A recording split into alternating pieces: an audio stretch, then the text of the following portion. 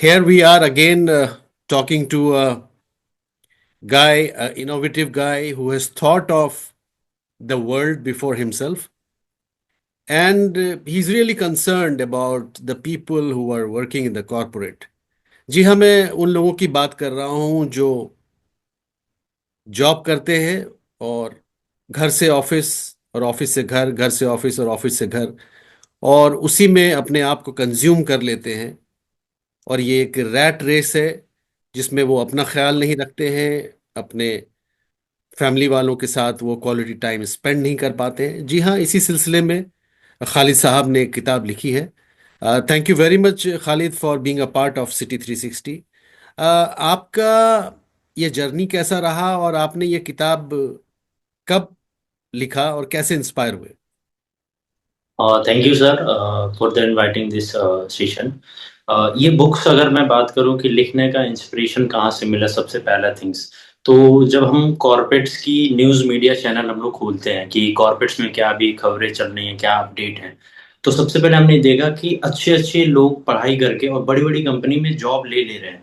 और उसके बाद एक सर एक ऐसा पता नहीं सडन उनके लाइफ में क्या पॉइंट आ रहा है कि वो सुसाइड नोट पे पहुंच जा रहे हैं, वो हम्म। सुसाइड कर ले रहे हैं।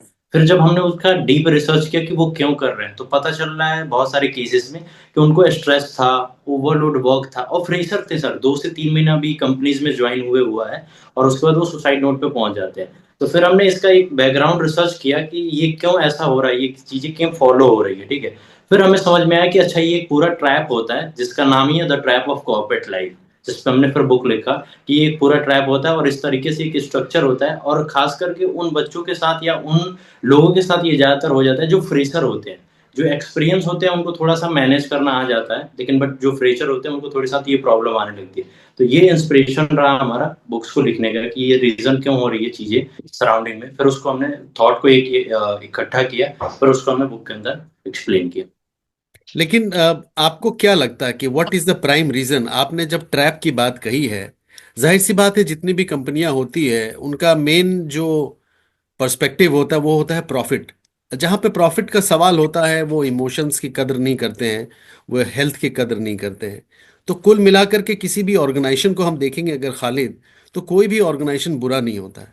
बुरा होता है मैनेजर जो प्रेशर यस सर। देता है। बुरा होता है मैनेजर जो किसी व्यक्ति के टैलेंट को नहीं समझ पाता है, या उसके यस। इमोशनल जो वो एक्सप्रेस करना चाहता है उस चीज को नहीं समझ पाता है। मेरा ये मानना है कि एक जब हम आईक्यू चेन चेक करते हैं, तो मेरा ये मानना है कि आईक्यू से ज्यादा इंपॉर्टेंट है कि ईक्यू चेक किया जाए, यानी कि इमोशनल क्वोशंट चेक किया जाए। अगर किसी मैनेजर में एम्पैथी नहीं है तो इस तरह के केसेस होते रहेंगे। आपका क्या कहना है?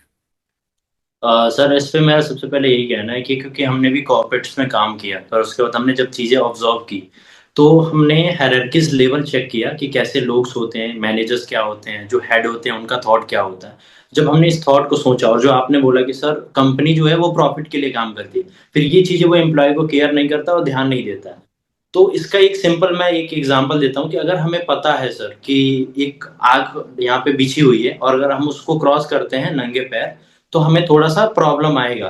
तो अगर हमें कॉर्पोरेट में हम एंट्री कर रहे हैं, तो हमें प्रॉब्लम आ सकती है कि हमारा मैनेजर हो सकता है मेरे थॉट लेवल का ना मिले, या मेरे इमोशन को उतना अच्छे से ना समझे, ठीक है। तो हम इस चीज को ओवरकम कर सकते हैं थ्रू द कि मेरे को स्ट्रेस ना हो, क्योंकि अगर हमें से पहले से पता होती है कि ये चीजें हमें आने वाली है कॉर्पोरेट में प्रॉब्लम, जैसे वहां पे उतना मेरा स्किल्स का रिस्पेक्ट नहीं हो सकता है, या कहीं ना कहीं मेरे को टाइम हो सकता है 2-4 घंटा एक्स्ट्रा काम करना पड़ेगा अगर मैं नया नया फ्रेशर हूँ। जब ये चीजें माइंड मेकअप बना के जब हम कॉर्पोरेट में जाएंगे, तो थोड़ा सा कहीं ना कहीं स्ट्रेस लेवल कम हो जाता है, और जो मेरा एंड पॉइंट है कि एक सुसाइड नोट पे बच्चे पहुंच जाते हैं, वो उधर जाने से थोड़ा सा बच सके, उधर ना पहुंच पाए। तो आपने कौन कौन सा केस स्टडी लिया और कितने दिनों में आपने ये किताब लिखा?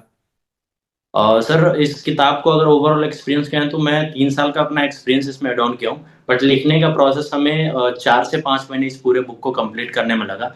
और इस बुक का अगर हम बात करें मेन थीम, तो वो है सर, एक है कि जब कॉलेज स्टूडेंट जैसे पास आउट होकर के निकलते हैं, तो वो पहले जॉब ढूंढते हैं। तो एक तरीके से तो जॉब का नाम पे बहुत ज्यादा मार्केट में स्कैम चल रहा है, ठीक है, अलग अलग लेवल के। हमने लगभग 12 से 13 स्कैम बुक्स के अंदर डिस्कवर किया, जिसमें से जो इंपॉर्टेंट है हमने बताया।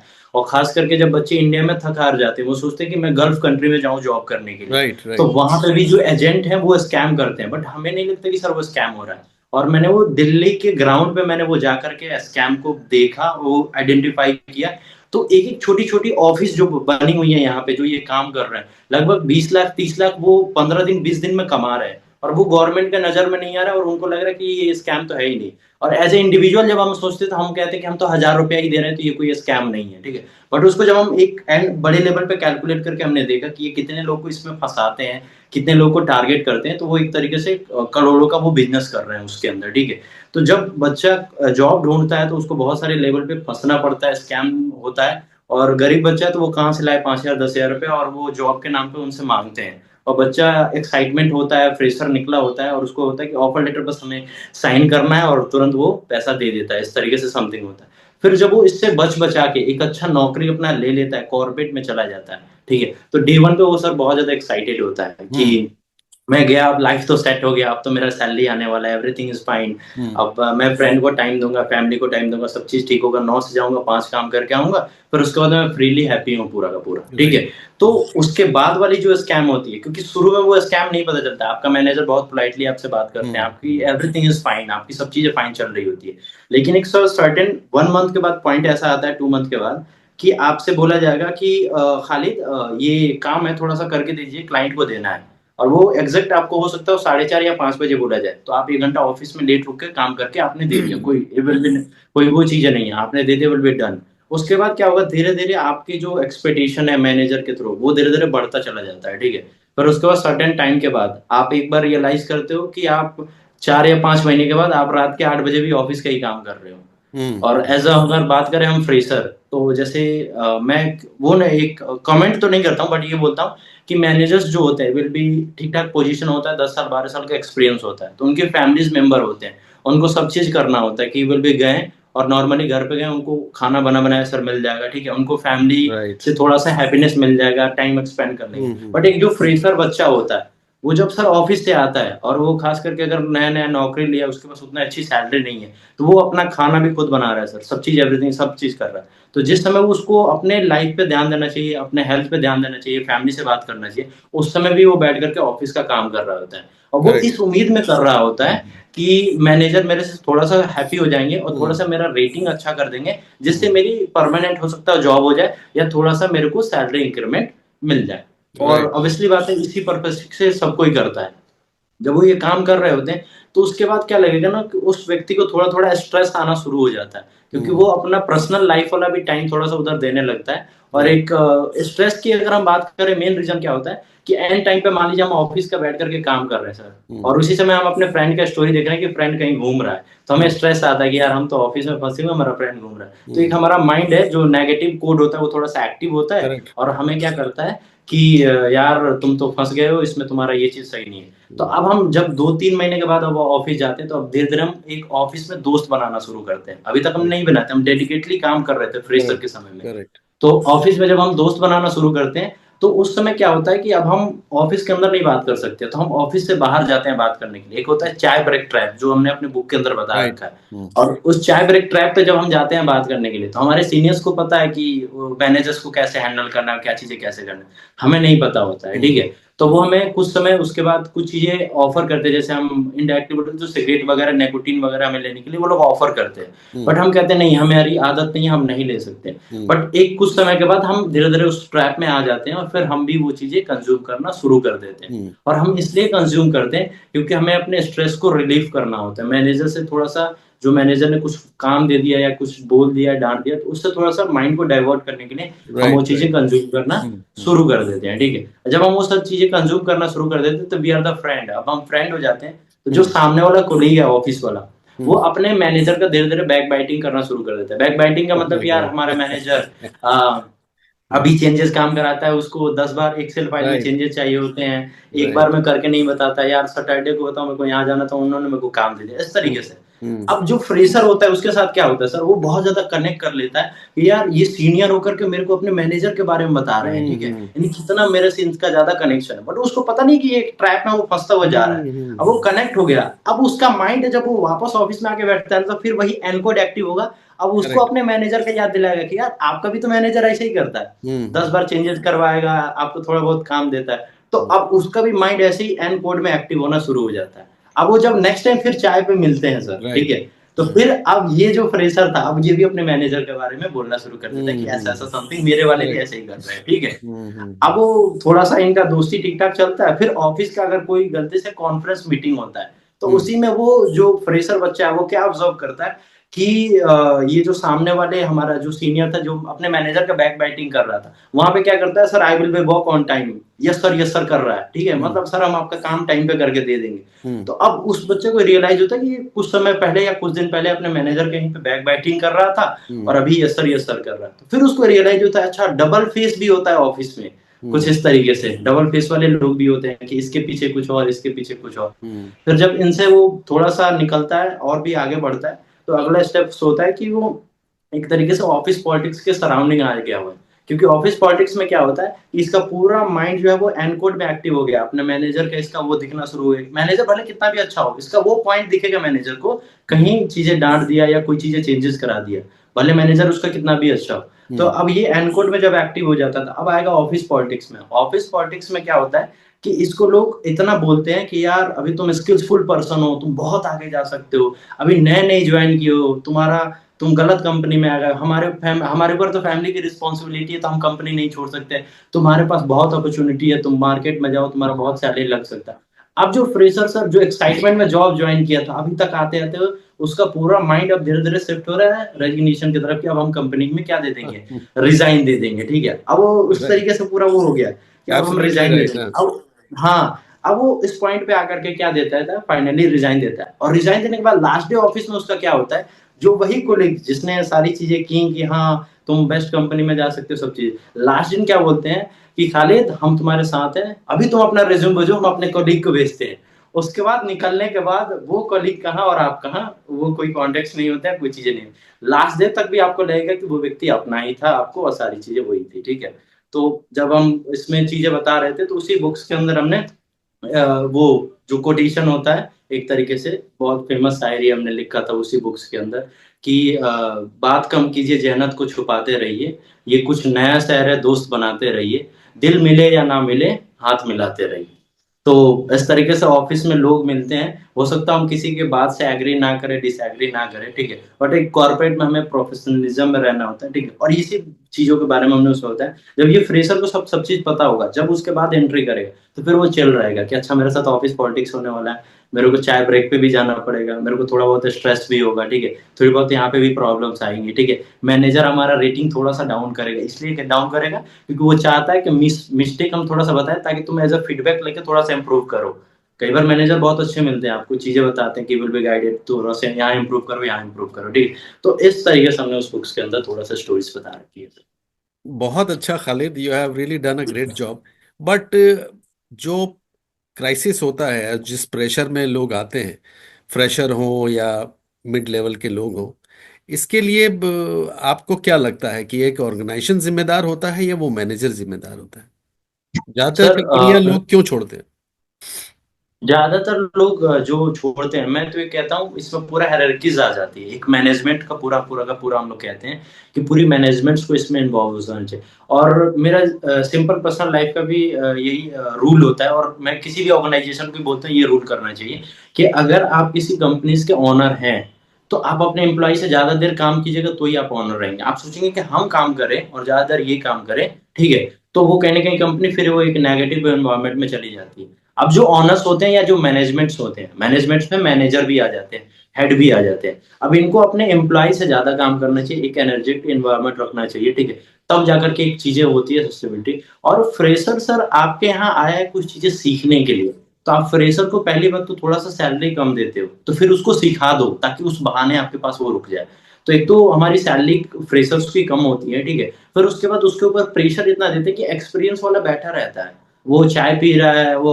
और सबसे ज्यादा सर एक ट्रैप मैंने जो ऑब्जर्व किया वो क्या होता है कि आपका अगर कोई सीनियर है जो सेम टीम मेंबर में और थोड़ा सा सीनियर है, तो वो बताएगा ना शाम को क्या कि मेरे पास मेरे मैनेजर ने एक एक्सेल रिपोर्ट भेजा है, और मैं उसको 10 मिनट में करके दे सकता था, लेकिन मैंने उनको शाम को 3 पे एक सर्टेन रूल बना लें जिसके लिए आपका कंपनीज और जो एम्प्लॉयज हैं वो अच्छे से आपके यहाँ रुके। और जो आपने क्वेश्चन पूछा कि खाली जो फ्रेशर जाते हैं, हम्म। क्योंकि सर फ्रेशर आता ही एक अपना उम्मीद लेकर के किसी कंपनी में, ठीक है। हम्म। और उसके उम्मीद को मैं सबसे एक फंडामेंटल तरीका बताता हूँ किसी भी ऑर्गेनाइजेशन को, अगर वो अप्लाई करना चाहते हैं हम्म। जस्ट हमारी इंटरव्यू देख करके, तो आप सकते हैं। आप किसी भी फ्रेशर को उठाओ ना, 1 महीने के बाद उसको एक माइलस्टोन रख दो, फिर 2 महीने के बाद एक माइलस्टोन रख दो, और फिर एक 3 महीने के बाद माइलस्टोन रखो, और एक 6 महीने के बाद रखो। माइलस्टोन में आप क्या कर सकते हो कि अगर आपने 5 कैंडिडेट हायर किए और उन पांचों का 1 महीना कंप्लीट हो जाता है, तो आपको कुछ नहीं जा रहा है, आप एक छोटा सा सेलिब्रेशन कर दो, वो 5 एम्प्लॉय बुला लो, जो आपके हेड है उनको बुला लो, आप एक छोटा सा केक कटिंग कर लो, फंक्शन कर लो। फिर उसके बाद कोई एम्प्लॉय आपके यहाँ 3 महीना फ्रेशर अच्छे से काम कर लेता है, उसको डिनर पार्टी दे दो, 2 से 4 हजार रुपये आपका खर्चा आने वाला है कंपनी से। वो इस एक्साइटमेंट में काम करेगा कि मेरा 1 महीना कंप्लीट होगा तो एक छोटी सी पार्टी मिलेगी, ठीक है। अगर वो साल भर आपके यहाँ रुक जा रहा है, कोई भी employee will be given a 5,000 bonus, आप उसको एक्स्ट्रा दे दो, ठीक है। तब वो आपके यहाँ एक थोड़ा सा रुकेगा और थोड़ा सा चीजें काम करें, क्योंकि आजकल के फ्रेशर दो टाइप्स के हैं। एक तो सर वो है जिनके पास स्किल्स नहीं है, फिर वो वही है कि जहाँ पे नौकरी मिल जा रहा है फिर वहीं बैठ करके वो काम कर रहा है, अब चाहे उनके ऊपर कितना भी शोषण हो, कुछ भी हो। और एक वो फ्रेशर है जो स्किल्सफुल है, ठीक है। अब उनको रोकना, उनको रिटेन करना, उनके लिए सबसे ज्यादा टफ चैलेंज यही हो जाता है कंपनीज को। तो उनको रिटेन करने के लिए सबसे अच्छा है कि उनको माइलस्टोन देते जाइए, ठीक है, और वो इजिली उस माइलस्टोन के चक्कर में थोड़ी देर रुकेंगे। और हम ह्यूमन बींग्स है, अगर हमें थोड़ा सा कहीं से तारीफ मिलता है, या थोड़ी सी हमारी एक ग्रुप फोटोज होती है अच्छी होती है, तो हम कंपनी को बहुत अच्छा रेटिंग देते हैं और थोड़ी दिन के लिए रुक जाते हैं। This is the my perspective. Khalid, एक चीज देखा गया है कॉरपोरेट वर्ल्ड में कि कुछ मालिक होते हैं जो काम के बहुत कच्चे होते हैं, और कुछ ऐसे एम्प्लॉयज भी होते हैं कि मालिक का चमचागिरी करके वहां तक पहुंच जाते हैं, या मालिक को स्केयर करके वहां तक पहुंच जाते हैं, डरा के कि सर ऐसा गड़बड़ हो रहा है। तो मालिक बुला लेता है उसको, और फिर वो बहुत सारी झूठी बातें, मनगढ़ंत बातें कहते हैं अपने से जूनियर के लिए। तो मालिक का या मैनेजर का ईगो बहुत हाई होता है, वो कभी भी क्रॉस चेक नहीं करता किसी से, और उसके बाद यस। उसको सैक कर देता है। तो यहाँ पे एक इनसिक्योर मैनेजर या एक इनसिक्योर मालिक की वजह से भी बहुत सारे लोग कंपनी छोड़ देते हैं। तुम्हारा क्या कहना है? हम्म। हाँ, ये दे विल बी राइट पॉइंट्स कि ये पॉइंट वेल एंड गुड्स है, क्योंकि कई बार क्या होता है, जो आपने बोला कि जो मैनेजर्स होते हैं, जो हेड होते हैं, उनके कानों में अगर कोई बात जाती है किसी भी एम्प्लॉय के थ्रू, तो वो क्रॉस चेक उस एम्प्लॉय का नहीं करते जिस एम्प्लॉय के बारे में ये बात था, ठीक है। हाँ, कुछ लोग ऐसे होते हैं जो हेड बहुत अच्छे होते हैं या मैनेजर बहुत अच्छे होते हैं, तो वो इनडायरेक्टली क्रॉस चेक करा लेते हैं, किसी और के थ्रू करा लेते हैं, फिर उसके बाद डिसाइड करते हैं कि इस व्यक्ति को ट्रस्टेड रखना है नहीं रखना है, जो भी चीज़ है, ठीक है। बट मैक्सिमम जो कॉर्पोरेट्स में ये चल रहा है, जैसे डबल फीस वाला जो आप मैंने बुक्स में अंदर बताया, वो फंडामेंटली पूरा अप्लाई होता है कॉर्पोरेट के अंदर, ठीक है। कि इसके सामने चेहरा कुछ और उसके सामने चेहरा कुछ और, ठीक है। और राजनीति मैं हो एक गई ना, फिर चीज, कुल मिलाकर के राजनीति हो गई। दो चेहरा का मतलब राजनीति ही पॉलिटिक्स है। चलती है, वो हम्म। डबल चेहरा पॉलिटिक्स ही चलता है ऑफिस के अंदर। कि जो एम्प्लॉय, एक सबसे अच्छा एग्जांपल बताता हूँ कि अगर कोई व्यक्ति कंपनीज में गया सर, ठीक है, और उसको फ्रेशर है और वो पता है उसको कि डेडिकेशन से काम करेगा और अच्छा काम करेगा और काम भी ज्यादा करेगा जो पुराने वाले एम्प्लॉय हैं उनसे ज्यादा, ठीक है। अब पुराने वाले एम्प्लॉय क्या करते हैं ना कि इस व्यक्ति का कुछ ना कुछ बात जो होता है वो हेड के पास या मैनेजर के पास नेगेटिव सेंस में पहुंचाते हैं। अब नेगेटिव सेंस में जब पहुंचता है तो धीरे धीरे एक इसका रेटिंग डाउन होना शुरू हो जाता है जो फ्रेशर एम्प्लॉय होता है। और हर कंपनी का रूल होता है कि जब आप न्यू हायरिंग होते हो तो 3 से या 6 महीने के बाद आपका एक क्रॉस चेक, आपका ओवरऑल रिपोर्ट आता है, फिर डिसाइड होता है कि आप परमानेंट रुकोगे कि नहीं रुकोगे, ठीक है। तो फिर वहां पे एक नेगेटिव जब रिपोर्ट आता है, मैनेजर पूरा पूरा नेगेटिव बोल रहा होता है, क्योंकि उसके मन में पूरा नेगेटिव चीजें भरी होती है। तो फिर फ्रेशर डिसाइड करता है कि यार मैं गलत कंपनी में आ गया हूँ, क्योंकि पूरा का पूरा ब्रेन वॉश उधर से हो रहा होता है धीरे धीरे। तो फिर वो डिसाइड करता है कि मैं गलत कंपनी में आ गया हूँ, मेरी सैलरी भी अच्छी नहीं है, मैं इतना मेहनत भी कर रहा था, किसके लिए कर रहा था। फिर वो फ्रेशर जो होता है फिर कॉर्पोरेट को छोड़ करके फिर दूसरे कॉर्पोरेट में चला जाता है, और वो ये छोड़ के जाता है कि मैं यहाँ से जाऊंगा तो वहां जाऊंगा तो बच जाऊंगा, मुझको वहां सारी चीजें ठीक मिलेगी। बट उसको पता नहीं कि ये पूरा ट्रैप है, यहाँ जब यहाँ पे काम करेगा तो सेम प्रोसेस होगा, वहां पे भी काम करेगा तो सेम ही प्रोसेस आपके साथ होगा। लेकिन ये भी तो देखा इसमें कहीं गया ना है कहीं, कि ये हाँ। भी देखा गया है कि एक इनसिक्योर मैनेजर जो होता है वो हम्म। ज्यादातर साइकोफेंट्स को पसंद करते हैं, जो चमचागिरी करते हैं और पैर छूते हैं। और उन्हीं लोगों हम्म। को वो मालिक के पास जो मैनेजिंग डायरेक्टर होता है या ओनर होता है, उन लोगों को वो हम्म। रिकमेंड करते हैं।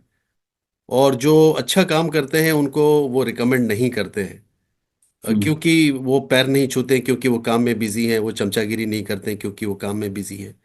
तो इस तरीके से ऑर्गेनाइजेशन बड़ा सफर करता है। आपका क्या कहना हाँ, इस पे सर ऑर्गेनाइजेशन, क्योंकि इसमें क्या होता है, जो सबसे बड़ी प्रॉब्लम्स आती है, जो मैनेजर बनते हैं, मैं कहना नहीं चाहिए बट मैनेजर जो लोग बनते हैं, उनको क्या लगता है कि हम मैनेजर बन गए ना, तब हम सबसे टॉप पोजीशन पे चले गए, ठीक है।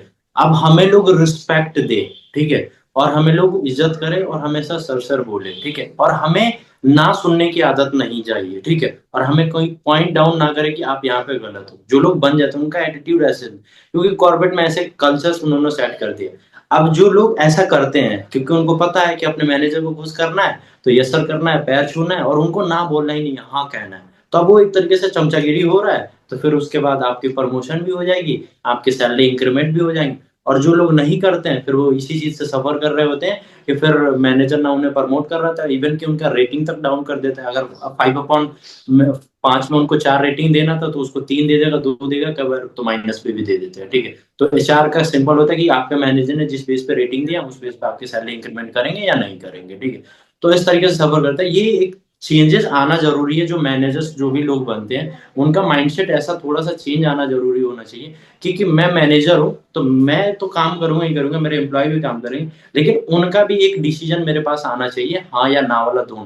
तो वो सिर्फ हाँ वाला सुनने का एडिक्शन हो जाता है उनको, ठीक है, फिर वो ना सुनते ही नहीं, फिर उनको एक रिस्पेक्ट चाहिए होता है। तो मैं कहता हूँ कि अगर सर आप मैनेजर हो, आप बने हो, तो अगर आपको रिस्पेक्ट चाहिए तो आप अपने काम से लो, और अपनी चीजें पहचान बना के आप अपने एम्प्लॉय के अंदर रिस्पेक्ट लो, ठीक है। आप एक वो चीजें क्रिएट करके ना लो कि चमचा से सिर्फ रिस्पेक्ट ले रहे हो, और जो स्किल्सफुल पर्सन है वो आपका रिस्पेक्ट इसलिए नहीं कर रहा क्योंकि आपको उसका कोई प्रमोशन नहीं हो रहा, कोई चीजें आप नहीं कर रहे हो, ठीक है। तो जो जेन्युइनिटी में चीजें हैं उसको आप चीजें करो, जो चीजें नहीं है उसको मत करो। है? लेकिन खालिद, मुझे ऐसा लगता है कि जो टॉप मैनेजमेंट लेवल में है, सीईओ के लेवल में है, अगर वो इनकम्पिटेंट लोगों को प्रमोट कर रहा है या वैसे लोगों को जो चमचागिरी कर रहे हैं उनका ग्रुप लेकर के चल रहा है, तो अल्टीमेटली तो प्रोडक्ट सफ़र करता है, और प्रोडक्ट सफ़र करता है तो कंपनी को लॉस होता है। और कुल यस मिलाकर के फिर 2-3 साल बाद, 4 साल बाद उसकी भी नौकरी चली जाती है। तो क्या यस ये बात मैनेजमेंट के, टॉप मैनेजमेंट को समझ में नहीं आता है क्या? सर, ये बात टॉप मैनेजमेंट को समझ आता है, ठीक है। बट जो अगर हमने बात बोला, अगर हम एक कहीं ना कहीं साइकिल की बात करें, तो वो साइकिल कहीं ना कहीं से शुरू हुआ होगा, ठीक है। जैसे फॉर एग्जांपल उस साइकिल की बात करें कि कोई ना कोई कभी किसी व्यक्ति का, जैसे सिंपल वर्ड में, चमचा किया है, और वो चमचा करते करते मैनेजर बन गया। तो जिसने चमचा करते हुए मैनेजर बना है वो फिर किस व्यक्ति को पसंद करेगा? वैसे ही व्यक्ति को पसंद करेगा। फिर वो उस कंपनी को छोड़ के चला गया, तो फिर वो चमचागिरी जो कर रहा था फिर वही मैनेजर बन रहा है। तो एक तरीके से हम कह लें कि जो हमारा हायरार्की चलता है मैनेजमेंट्स वाले लेवल में, ठीक है, वो वही लोग वहां पहुंचते हैं जिनको उस तरीके के लोग पसंद होते हैं, और वो उसी लोग से कनेक्ट कर रहे होते हैं, और उसी लोग को चाहते हैं कि वो लोग आए, ठीक है। तो जब गद्दी उन्हीं लोगों के हाथ में है और वैसे लोग आते हैं, फिर कंपनी भी लॉस में जाती है, कंपनी भी सफर करती है, ठीक है। करेक्ट। अब मैनेजमेंट्स को पता भी होता है, क्योंकि आपने पूछा कि खालिद मैनेजमेंट को पता होता है कि नहीं पता। आई रिस्पेक्ट कि जब हम ऑर्गेनाइजेशन में थे तो मैनेजमेंट जो हेड थे उनके साथ भी हम काम कर रहे थे, जो मैनेजर थे उनके साथ भी काम कर रहे थे, ठीक है। तो जो हेड मैनेजर है उनको पता है कि जो मैनेजमेंट है हमारा ऐसा है। बट उनकी प्रॉब्लम क्या होती है ना, वो क्या सोच रहे होते हैं कि ये 12 साल का एक्सपीरियंस बंदा है और इतना सैलरी में आ गया और हमारे यहाँ काम कर रहा है, और अगर हम इसे अभी निकाल देंगे तो फिर इस लेवल का कोई और मिलेगा नहीं मिलेगा। जैसे कहते हैं ना, जब तक नैया चल रही है तब तक चलाएं इन्हीं से खींच करके। ये मैनेजमेंट सोचता है, जो टॉप मैनेजमेंट, जो हेड होते हैं, सीईओ होते हैं, ये सोचते हैं। क्योंकि कंपनी को वो चाह रहे हैं कि यार लॉस तो जाएगा, इसको हटाएंगे फिर और लॉस जाएगा, हम कितना झेले। जैसे हम होता है कि हम इनसिक्योरिटी में चले जाते हैं कंपनीज को लेकर के, अच्छा, ठीक है। इसका तो वो मतलब कि चीजें मैनेजमेंट मैनेजमेंट इनसिक्योर कहती है। होता है, टॉप लेवल भी हाँ, ये इनसिक्योर होता टॉप वाले भी इनसिक्योर होते हैं कि मैं इनको निकालूंगा, तो फिर इनसिक्योर, फिर वो चमचा को ही रखते हैं, कहते हैं कि यार ठीक है आप ही रह लो, कोई दिक्कत नहीं है। उनको पता होता है सारी चीजें, ऐसा नहीं कि नहीं पता होता टॉप मैनेजमेंट को। है। तो आपकी ये किताब अभी कहाँ उपलब्ध है? अमेजन में अवेलेबल है क्या? यस सर, अमेजोन पे अवेलेबल है, फ्लिपकार्ट पे भी अवेलेबल है, बुक्स जो है the trap of corporate life. और ये बुक्स तो सबसे ज्यादा रिकमेंडेड होगी जो फ्रेशर्स हैं, जो मैंने स्टोरीज आपको समरीज में भी बताया कि वो कैसे डे वन पे एक्साइटेड होकर के जा रहा है, और कभी ये सोच के नहीं जाता है कि मेरे को इस कंपनी से रिजाइन देना है, बट वो एक तरीके से फंसता हुआ जाता है, और फिर वो रिजाइन दे ही देता है उस मुझे कंपनी से खालिद, फाइनल। मुझे ऐसा भी लगता है कि जो सीनियर लेवल पे लोग रहते हैं और जूनियर को भड़का के, और हम्म। मतलब अपने सीनियर की बुराई करके उससे बात उगलवाते हैं, कई बार फोन पे रिकॉर्ड भी कर लेते हैं। और एब्सोल्युटली सर। हाँ, प्लीज गो अहेड, कोई कुछ बताना या चाहते गो इट, आपने टॉपिक्स बता दिया, मैं अंडरस्टैंड कर गया, ठीक है। दिस इज द रीजन, क्योंकि जो बड़ी कंपनीज होती है ना वो फ्रेशर को चेक कर रही होती है, और मैं फ्रेशर को एडवाइस भी करना चाहता हूँ, क्योंकि फ्रेशर जब हमारी बुक्स ट्रैप में पढ़ते ना हैं तो फंसे। कहते हैं सर आप, हाँ, कि हम बुक तो पढ़ लिए, लेकिन अब हमको करना क्या चाहिए ये मेरे को बता दीजिए कॉर्पोरेट में जाने के बाद। हम कहते हैं ना कि आपको देखिए कोई एक ऐसा बंदा सीनियर आएगा, और बताएं क्या बोलेगा सर, ऐसे कहेगा कि यार आपका जो एग्जैक्ट मैनेजर उसका नाम लेगा, वो कहेगा यार आपका मैनेजर जो है ना बहुत खराब आदमी, डायरेक्टली बोलेगा। और अगर आप उस समय आपका माइंड जो है एन कोड एक्टिव है, नेगेटिव कोड एक्टिव है, अगर आपने गलती से बोल दिया कि हाँ मेरा मैनेजर खराब है, तो आपका वैसे ही रेटिंग डाउन जाएगा, आपके गए सारी चीजें, ठीक है। और ये ज्यादातर सर एचआर वाले होते हैं, और एचआर का ये काम होता है कि एम्प्लॉय को ऑब्जर्व करे, और वो बहुत प्यार से बात, आपको क्या लगेगा कि हमारा रिलेशन बन रहा है एचआर टीम से, आप एचआर टीम से रिलेशन मत बनाओ, आप मैनेजर का काम कर रहे हो, उसी का काम करो। एचआर कई बार अपने तरफ से क्वेश्चनिंग करता है, यार तुम्हारा मैनेजर सही नहीं है, डायरेक्टली बोलेगा नाम लेकर के, आप कहोगे कि एचआर बोल रहा है, ठीक है, हम फीडबैक दे देते हैं कि हाँ रियली में हमारा मैनेजर सही नहीं है, ठीक। अब वो एक तरीके से वो नोटिस कर लेते हैं, रिकॉर्ड कर लेते हैं, नहीं, यहाँ पे एक प्रेशर चीज की मैं वजह पूछना से। चाहूंगा खालिद। यस कई सर। बार किसी ने कोई निगेटिव बात नहीं कहा है अपने हेड के लिए, हम्म। लेकिन जो आदमी हेड के पास जाके उसके बारे में बता रहा है, तो वो दिखा रहा है कि हम्म। देखिए हमने कैंटीन में चाय पिया, हमने हम्म। कैंटीन में खाना खाया, तो वो विजुअल हम्म। दिखा देता कि yes this person was with me. Hmm. लेकिन उसने कुछ भी नहीं बात किया, उसने खाने पीने की बात की। और हम्म। मैनेजर अपने जो सीनियर है उसको बताया कि सर वो तो आपकी बहुत बुराई कर रहा था, आपको गालियां दे रहा बुराई था। कर रहे थे। तो वहां पे अंडरस्टैंड। जो बात उसने कही नहीं, उसकी खामियाजा हम्म। उसको भुगतना पड़ता है। और फिर क्या होता है कि हम्म। वो सीईओ जो है मालिक को जाके कंप्लेन करता है कि इस आदमी को निकाल दीजिए, परफॉर्म नहीं कर रहा है। ये हम्म। सिचुएशन होता है कि नहीं होता? भैया ये सिचुएशन होता है, ठीक है। इस सिचुएशन में क्या होता है, बेसिकली जो ऑफिस के आपके कोलीग होते हैं, ठीक है। तो पहली बात तो जब हम कहते हैं कि अगर आप अपना सराउंडिंग जब ऑफिस का दोस्ती बना रहे हो, जो चाय ब्रेक ट्रैप वाला जो मैंने जिक्र कर रखा है, कि शुरुआत में वो आपको ऑफर करते हैं और हम ठहरे फ्रेशर, वो क्या कहते हैं कि मैं पेमेंट करूंगा आपका, अब हम्म। आप इंप्रेस हो जाते हो कि मेरा सीनियर पेमेंट कर रहा है मेरे खाने का बिल जो भी चीज है। अब उस बहाने आपको बैठा करके वो सारी चीजें पॉलिटिक्स आपके साथ शुरुआत करते हैं, ठीक है। और फिर वो चीजें आपके आगे फॉरवर्ड होती है, फिर उसका कहीं ना कहीं नुकसान आपको चीजें निकालना पड़ जाता है, ठीक है। इसका मैं एक पर्सनल एग्जांपल बताता हूँ कि कॉर्पोरेट में जो सीनियर्स हैं उनके बारे में सारे मैनेजर और टॉप मैनेजमेंट जानता है। जो फ्रेशर होता है वो उसको नहीं पता होता है कि ये सीनियर कैसा है। बट वो फ्रेशर अगर उस सीनियर के साथ सिर्फ जुड़ जाता है या दो चार बार चाय पे दिख गया और मैनेजर ने नोट कर लिया कि ये इस व्यक्ति के साथ चाय पीने जाता है, मैं 100% कहता हूँ वो मैनेजर आपका रेटिंग डाउन करेगा, क्योंकि उसको पता है कि ये एम्प्लॉय कैसा है और इसको ये चीजें क्या सिखा रहा होगा या मेरे बारे में क्या बात। वो चीज ऐसे होती है।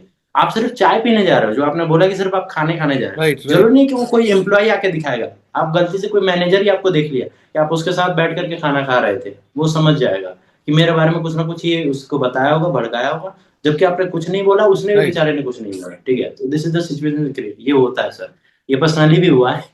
ये चीजें मैंने ऑब्जर्व किया है, ठीक है, इसलिए मैंने ये आपने जब बोला तो मैंने मुझको याद आ गया कि हाँ ये चीजें हुई थी पर्सनली क्यों कई बार मेरे साथ। सीनियर जो है, हम्म। जैसे कि कोई सीईओ है और उसका कोई यस। चमचा है, और बीच में हम्म। वो जो चमचा है आपके नीचे है, तो हम्म। वो सीईओ के पास बार बार पहुंचता है ये कहते हुए कि आपको वो गाली दे रहा है, आपको वो गाली दे रहा है। तो सीईओ का हम्म। दिमाग खराब हो जाता है। फिर वो हम्म। मालिक के पास पहुंचता है और फिर आपकी नौकरी खा जाता है। हम्म। आप समझ रहे हैं? होता है तो सर। आपके यस नीचे में सर। जो है वो सीईओ के करीब होने के लिए एक झूठी मनगढ़ंत कहानी कहता है वो। कहानी तो बनाता है उस पूरा का पूरा चक्कर में इसमें। क्या होता है कि सीईओ की भी नौकरी चली जाती है और उसकी भी नौकरी चली हम्म। जाती है। उसकी भी चली जाती है। कंपनी भी सफर करता है। हम्म। और आप कंपनी के आई बुरे एग्री। हो जाते हैं, जो आप लॉयल्टी दिखा करके जो सही काम कर रहे थे, हाँ। आप भी मालिक के बुरे बन जाते हैं। ऐसा होता है या नहीं बुरे होता? बन जाते हैं। यस सर, ऐसा होता है कि कई बार क्या होता है कि जब चीजें सेम जो आपने एग्जैक्ट सीन बताया, ठीक है, ये एग्जैक्ट सीन मेरे साथ नहीं होता, बट एक जो मेरे साथ ऑफिस में थे जिन्होंने सेम टाइम पे रिजाइन दिया था कॉर्पोरेट से, ठीक है। तो ये सेम पूरा पूरा सीन हुआ था और उन्होंने इसी बेस पे रिजाइन दिया था, क्योंकि उनका इमेज पूरा पूरा जो कंपनी के हेड थे, जो नॉर्थ एरिया के हेड थे, उनके साथ सेम सीन हो गया था कि उनका पूरा पूरा इमेज जो नेगेटिव चला गया था। आप you can not believe sir, जो सीईओ थे थोड़ा सा ठीक थे, वो क्रॉस चेक कर रहे थे, वो क्रॉस चेकिंग में कहाँ तक पहुंचे थे, वो मेरे पास पहुंच गए थे, मैं फ्रेशर हूँ, ठीक है, और मेरे तक पहुंच गए थे वो कंपनी के सीईओ मेरे से बात करते हुए, और उन्होंने टॉपिक छेड़ दिया कि अच्छा ये वाला एम्प्लॉय कैसा है, उसका बिहेवियर कैसा है, क्योंकि आप उसके साथ ज्यादा बैठते उठते हो, आप बताओ। और एज अ फ्रेशर क्या करते हैं लोग, फटाफट बता देते हैं, क्योंकि कि मेरे को सीईओ की नजर में अच्छा बनना है, सीईओ पूछ रहा है, हेड पूछ रहा है, तो विल बी ओपनली वो बोल देते हैं। बट मैं उनके पॉइंट व्यू को समझ गया था, मैंने बोला कि नहीं, विल बी नॉर्मल पर्सन। और मैं ज्यादा उतना कभी पर्सनली उनसे कन्वर्सेशन किया हूँ, पता है सारा चीज, ऑफिस के कोलीग के बारे में नहीं, पता वेरी है, nice, but it's been I never got your open. Point. And ये यस। किताब अभी अवेलेबल है, क्या प्राइस रखा है आपने? Sir they will be price will be 299, 299 रुपये है, ठीक है। ठीक ठीक। And currently will be available on Amazon and Flipkarts. ठीक है, मैं चाहूंगा कि आपकी और हमारी एक स्टूडेंट्स के साथ, जो यस। थर्ड ईयर के स्टूडेंट्स हैं, उनके साथ कहीं पे इंटरेक्शन हो, तो इसको आप फिक्सअप डेफिनेटली। करें। फिर I will be talking to them, और हम लोग आपस यस। में बात करके इसको करेंगे, और मैं अपने चैनल में भी इस चीज़ को दिखाऊंगा। 1 घंटे का मैं स्लॉट रखूंगा, स्टूडेंट्स एंड कॉरपोरेट्स इन दोनों के बीच का जो इंटरेक्शन है उस ठीक। पर चर्चा भी करेंगे, और 1 घंटे का पूरा स्लॉट रखेंगे हम। Most probably okay. रात 11 से 12 बजे ये स्लॉट रहेगा। Thank you. कल। नहीं ओके नहीं, सर। कभी भी मतलब I will keep it a regular slot in the channel. मैं एक चैनल ओके। रिलॉन्च कर रहा हूँ, उसमें इन ओके। बातों को दिखाऊंगा। Thank you very definitely. Much. Thank you very sir much thank you sir. For being a thank you part sir. Of this great show, and I hope you right more books. और बहुत अच्छा definitely आपने sir. Research किया, बहुत मेहनत किया। Thank you very much Khalid, God bless you. Thank you sir. Thank you viewers for watching this. Thank you.